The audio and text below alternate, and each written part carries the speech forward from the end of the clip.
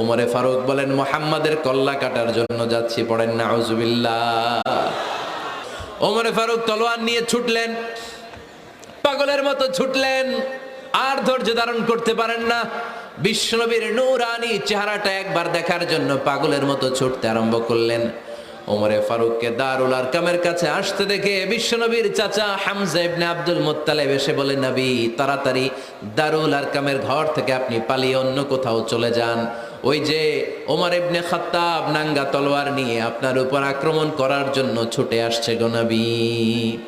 বিশ্বনবী বললেন, ও আমার সাহাবারা, ও আমার চাচা হামজা, সবাই আপনারা সরে যান, ওমরে আসতে দেন, ওমরে বাধা দিয়েন না। কারণ কিছুদিন আগে তাহাজ্জুদের নামাজ পড়ে আমি আল্লাহর কাছে একটা বিশেষ দোয়া করেছি, আমার মন বলছে ওই দোয়াটা আল্লাহ কবুল করতে শুরু করেছে। ওমরে ফারুক চলে আসলেন, এসে কোনো